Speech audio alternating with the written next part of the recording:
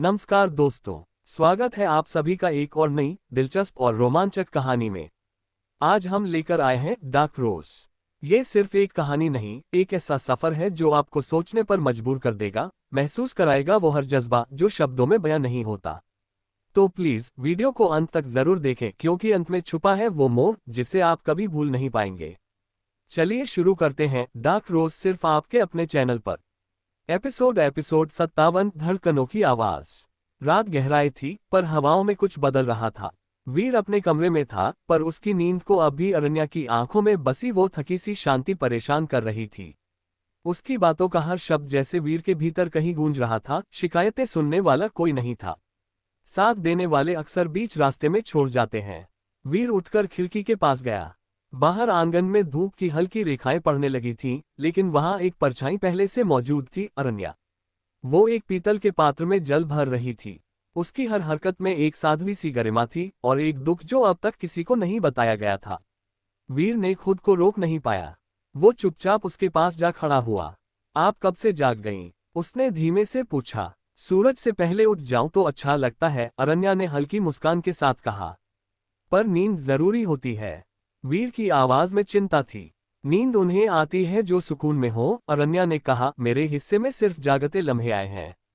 वीर कुछ कहने ही वाला था कि तभी एक हल्का स्पर्श उसकी उंगलियों को महसूस हुआ।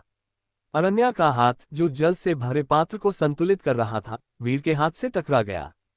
दोनों के बीच एक क्षण के लिए सन्नाटा पसर गया। वो क्षण इतना नर्म था कि दोनों को अपनी धड़कनों की आवाज सुनाई देने लगी। आप मुझसे कुछ छिपा रही हैं, अरण्या, वीर ने गंभीरता से कहा। अरण्या चौंकी नहीं, जैसे ये बात उसने खुद से पहले ही कह रखी हो। छिपा नहीं रही, बस बताने का वक्त नहीं आया, उसने कहा। वक्त तो कभी आता नहीं, लाना पड़ता है, वीर ने धीरे से कहा। क्या आप मुझ पर भरोसा नहीं कर सकती? अरण्या की आंखें नम हो आईं, पर आंसू फिर भी नहीं गिरे। भरोसा मैंने किया था एक बार, उसने कहा, और उसी ने मेरी दुनिया छीन ली थी। मैं वो नहीं हूं। वीर की आवाज अब भावुक हो चली थी। शायद, अरण्या ने कहा, पर डर अब भी वही है। जब एक औरत सब कुछ हार देती है, घर, आत्म सम्मान, पहचान, तो वो दोबारा जुड़ने से डरती है। वीर ने एक कदम आगे बढ़ाया। अब वो बहुत करीब था। मैं तुम्हें जोड़ना नहीं चाहता, अरण्या, उसने कहा। मैं बस तुम्हारे टूटे हिस्सों के पास बैठना चाहता हूं। अरण्या की आंखों से अब आंसू बह निकले। उसने पहली बार वीर की तरफ उस तरह देखा जैसे देखना भूल गई हो अपने दर्द के पार। अगर तुम सच में साथ हो, वो फुसफुसाई, तो मेरे अतीत को जानने के बाद भी क्या तुम वही रहोगे? वीर ने बिना झिझके जवाब दिया। तुम्हारा अतीत तुम्हारी कहानी का हिस्सा है, पर मैं तुम्हारी पूरी किताब पढ़ना चाहता हूं, बिना किसी पन्ने को फाड़े। उस क्षण जैसे कोई दीवार गिरी हो। अरण्या ने सिर झुका लिया और वीर ने धीरे से उसका हाथ थाम लिया, बिना जोर दिए, बिना कोई वादा किए, बस एक मौन भरोसे के साथ। आंगन में अब सूरज की पहली किरणें पड़ने लगी थीं, शायद एक नई शुरुआत की तरह। योजक चिन्ह, योजक चिन्ह, योजक चिन्ह जारी रहेगा। एपिसोड 58 में क्या अरण्या वीर को अपने अतीत का सच बताएगी? कौन सा जख्म उसे अब तक डरा रहा है? क्या उनका रिश्ता सिर्फ समझ तक सीमित रहेगा या प्रेम की पहली झलक भी दिखाई देगी? एपिसोड 58, वो जो अनकहा रह गया। रात के सन्नाटे में कुछ आवाजें बोलती नहीं, सिर्फ महसूस होती हैं। वीर उस दिन से बदल गया था। अरण्या की आंखों में जो जहर था, उसे देखकर अब वो सिर्फ उसकी तकलीफ को समझना चाहता था। वो जो कुछ भी कहती, उसके पीछे का दर्द अब वीर को साफ सुनाई देता था। रात के तीसरे पहर, कक्ष की मध्यम रोशनी में अरण्या के हाथों की छाया दीवार पर कांप रही थी। वो अपने हाथ से कुछ काढ़ा पी रही थी, शायद अपने भीतर के ज्वर को शांत करने की कोशिश कर रही थी, पर क्या वास्तव में वो ज्वर शरीर का था? वीर दूर से देख रहा था। क्या मैं पास आ सकता हूं? उसने धीमी आवाज में पूछा। अरण्या ने चौंक कर नहीं देखा, बस हल्की गर्दन हिलाई। वीर पास बैठ गया। कुछ क्षण चुप्पी में बीते। आज मैं तुम्हें कुछ दिखाना चाहता हूं, वीर ने कहा और अपनी कलाई से बंधा वो रेशमी धागा खोला जो अक्सर उसके हाथ में बंधा रहता था। यह मेरी माँ ने मरने से पहले बांधा था। कहा था, जब कभी किसी के आगे दिल खोले बिना चैन ना आए, तो इसे उस इंसान को दे देना। अरण्या की पलकें थमी। वो अचानक अपने भीतर सिहर उठी। क्या तुम मुझे इतना मानते हो? उसने पूछा। मैं तुम्हें जानना चाहता हूं, अरण्या। तुम्हारा वो हिस्सा भी, जिसे तुम खुद से भी छिपाती हो। अरण्या की आंखें अब नम नहीं थी, उनमें डर था। वो वही डर था जो वीर को उसके अतीत से जोड़ रहा था। तुम्हें जानना है, उसने धीमे से कहा। तो सुनो। वो उठी और अपनी अलमारी में से एक पुराना थैला निकाला। उसमें एक मुड़ा तुड़ा फटा हुआ रेशमी दुपट्टा था और खून से सने कुछ पुराने कागज। ये मेरी पहली मौत के निशान है। उसकी आवाज कांपी। पहली मौत? वीर ने हैरान होकर पूछा। हाँ, एक औरत तब मरती है जब वो किसी पर भरोसा करके खुद को सौंप देती है और बदले में उसे सिर्फ विश्वासघात मिलता है। वो पल निचोड़ देने वाला था। वीर ने वो दुपट्टा देखा और उसमें बंधी एक छोटी सी पायल भी। ये किसकी है? वीर ने पूछा। अरण्या ने कहा, मेरी बेटी की, जो कभी जन्म नहीं ले सकी। सन्नाटा। वीर ने धीरे से अपनी आंखें बंद की। वो जवाब नहीं दे सकता था। बस उसके भीतर कुछ टूट गया था और फिर वहीं से कुछ जुड़ने भी लगा। तुम्हारे भीतर बहुत कुछ छिपा है अरण्या, उसने फुसफुसा कर कहा। पर अब मैं पीछे नहीं हटूंगा। अरण्या ने उसकी ओर देखा, पहली बार बिना किसी दीवार के। उस रात दो आत्माएं एक दूसरे के घावों को समझने के लिए बहुत करीब आ गई थीं।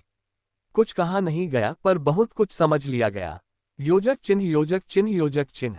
अगला एपिसोड जरूर सुने। एपिसोड 59 में क्या वीर अरण्या के अतीत को पूरी तरह अपना पाएगा? कौन है वो जिसने अरण्या से उसकी दुनिया छीन ली थी? और क्या अतीत की आग में कोई नया रिश्ता जल सकता है? और जुड़े रहिए क्योंकि अब कहानी मोड़ ले चुकी है। हंसिया चांद डेजी। एपिसोड 59 जल्द। एपिसोड 59 अधूरा सच, अधूरी रात। अरण्या की आंखें वीर की ओर थीं। वीर ने उसके चेहरे पर बहुत कुछ पढ़ लिया था लेकिन अभी बहुत कुछ अनकहा था। उस रात पहली बार दो टूटी हुई आत्माएं एक दूसरे के करीब आई थीं, बिना किसी शर्त के। सुबह का उजाला दरवाजे की दरारों से भीतर घुसने लगा था।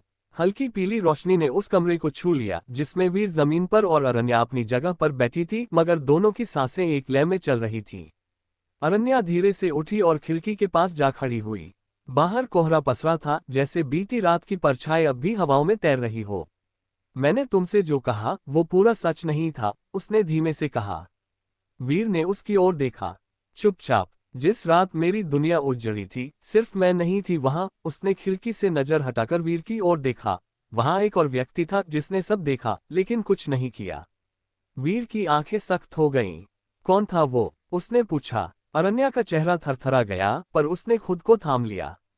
वो वही था जिसने मुझे बचाया भी और तोड़ा भी। वीर के मन में हलचल मच गई। वो कुछ समझ नहीं पा रहा था लेकिन एक बात स्पष्ट थी, ये रहस्य गहराता जा रहा था। तारांकन, तारांकन। कुछ ही देर बाद द्वार पर दस्तक हुई। अरण्या ने चौंककर वीर की ओर देखा। दोनों के मन में सवाल था, इतनी सुबह कौन हो सकता है? वीर ने आगे बढ़कर दरवाजा खोला। एक बूढ़ा साधु खड़ा था, हाथ में एक लाठी और आंखों में ऐसा तेज जो सीधा आत्मा को चीर दे। क्या अरण्या इस घर में रहती है? उसने धीमे मगर भारी स्वर में पूछा। अरण्या ने आवाज सुनी और बाहर आ गई। जैसे ही उसकी नजर उस साधु पर पड़ी, उसका चेहरा पीला पड़ गया। आप? उसके होंठ कांप उठे। समय आ गया है बच्ची, साधु ने कहा। जिसे तूने छुपा दिया था वो अब लौट आया है और अब तुझे उसका सामना करना ही होगा। कौन? वीर ने पूछा। साधु ने वीर की ओर देखा और आंखों में एक गहरी रहस्य भरी चमक के साथ कहा। जिसने इसे अधूरी बनाया वो अब इसे पूरा करने लौट रहा है। तारांकन, तारांकन। अरण्या वहीं खड़ी रही। उसके चेहरे पर डर, दर्द और एक नई जंग का संकेत साफ था। यह अध्याय अभी खत्म नहीं हुआ था, ये तो बस शुरुआत थी। योजक चिन्ह, योजक चिन्ह, योजक चिन्ह। बेल अगला एपिसोड जरूर सुने। एपिसोड 60 में अतीत का वो चेहरा कौन है जो लौट आया है? क्या अरण्या के सारे रहस्य अब खुलने वाले हैं? और क्या वीर इस तूफान में भी उसके साथ खड़ा रह पाएगा? जानने के लिए जुड़े रहिए, कहानी अब निर्णायक मोड़ पर है। और फिर मिलेंगे अगले एपिसोड में। एपिसोड 60 अतीत की दस्तक। द्वार पर खड़े उस साधु की आंखें मानो समय के पर्दे चीरकर भीतर झांक रही थीं। अरण्या की सांसें जैसे रुक गई थीं। वीर पहली बार उसे इतना विचलित देख रहा था। आप कौन हैं? वीर ने पूछा। साधु ने वीर की ओर देखा और गंभीर स्वर में कहा, मैं वो हूं जिसने इसे इसकी पहली चीख में देखा था और इसकी अंतिम चीख को भी जानता हूं। अरण्या के चेहरे का रंग उड़ गया। अब और मत कहिए कृपया, उसने धीमी आवाज में कहा और दरवाजा बंद करने की कोशिश की। लेकिन साधु ने लाठी से दरवाजा रोक लिया। अगर दरवाजा बंद करोगी तो सत्य खुद आकर इसे तोड़ेगा अरण्या। वीर ने अरण्या की ओर देखा। उसकी आंखों में एक ही सवाल था, तुम कौन हो वास्तव में? तारांकन तारांकन। थोड़ी देर बाद साधु अब भीतर आ चुका था। एक छोटी सी अग्नि उसने रचाई और कुछ जड़ी बूटियों को उसमें डाल दिया। कमरे में रहस्यमय गंध फैल गई। जिसे तुमने मार दिया समझा, वो मरा नहीं। वो अब लौट आया है। और इस बार वह सिर्फ तुम्हें नहीं, तुम्हारे भीतर के हर उस हिस्से को मिटा देगा जो अब भी इंसानियत से जुड़ा है। अरण्या का चेहरा सख्त हो गया। कौन? वीर ने फिर पूछा। ईशान, साधु ने कहा। वीर ने सुना तो चौंक गया। कौन ईशान? अरण्या ने कांपते हुए कहा। ईशान मेरा जुड़वां भाई था, या शायद नहीं भी। वो जो जन्मा मेरे साथ, लेकिन बड़ा होते होते एक राक्षस बन गया। तारांकन तारांकन। कहानी अब रहस्य से निकलकर डर की ओर बढ़ रही थी। अरण्या ने आगे कहा। वो हमेशा मुझसे जलता था। माँ बाबा मुझे चाहते थे, उसे नहीं। और फिर एक रात उसने सब कुछ खत्म कर दिया। वीर की आंखें फैल गईं। तो तुम? मैं अकेली बची थी, और उस रात की राख में मैंने अपने अतीत को दफना दिया था। लेकिन वो राख अब उड़ रही है, और ईशान लौट आया है। तारांकन तारांकन। साधु ने कहा। अब जो आएगा वो तुम्हारे आत्मबल की परीक्षा होगी। अगर तुम टूटी तो वीर भी नहीं बचेगा। वीर ने अरण्या की ओर देखा, एक दृढ़ नजर। मैं तुम्हारे साथ हूं, उसने कहा। अरण्या की आंखों में आंसू आ गए। लेकिन ये आंसू डर के नहीं थे, ये उस साथ के थे जिसकी उसे बरसों से तलाश थी। तारांकन तारांकन। रात गहराने लगी। एक कौवा खिड़की पर आ बैठा, उसकी आंखें लाल थीं। अचानक कमरे की सभी लालटेनें एक झटके में बुझ गईं। साधु ने आंखें बंद कर लीं। वो आ गया है। तारांकन तारांकन। बेल अगला एपिसोड जरूर सुने। एपिसोड 61 में ईशान की पहली झलक। एक घर जो अब रणभूमि बनने वाला है। और एक प्रेम जो शायद इस बार सब कुछ बदल दे।